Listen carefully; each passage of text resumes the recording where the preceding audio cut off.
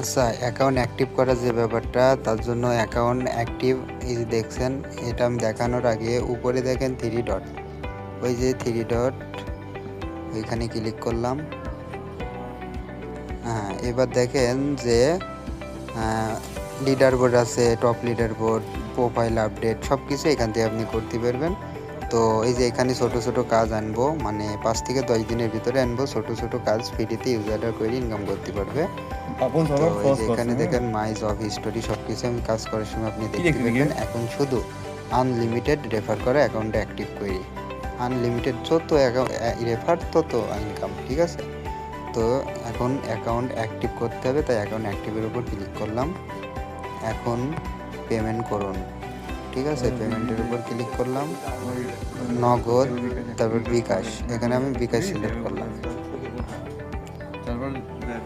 তো এই যে 20 টাকা, হ্যাঁ, এই যে এখানে ট্রানজ্যাকশন আইডি দিতে হবে।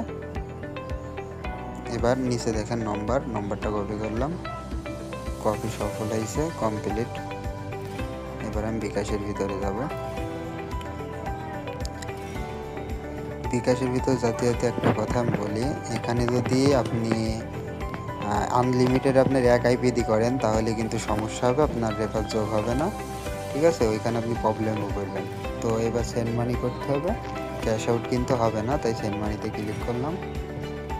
এবার এখানে পেস্ট করলাম নম্বরটা, এখানে আমি অ্যামাউন্ট বসালাম 20 টাকা, যেহেতু অ্যাক্টিভ করতে 20 টাকা লাগবে, 20 টাকা দিয়ে আনলিমিটেড ইনকাম।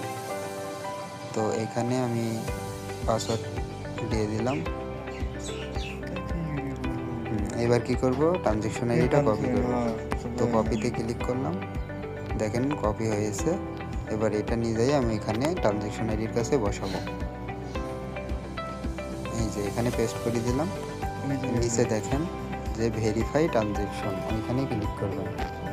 আমি করলাম, উপরে দেখেন পেমেন্ট ভেরিফাইড সাকসেসফুল, সফল হয়েছে, মানে অ্যাকাউন্ট অ্যাক্টিভ সফল। এই যে দেখেন অ্যাক্টিভ, ঠিক আছে। তো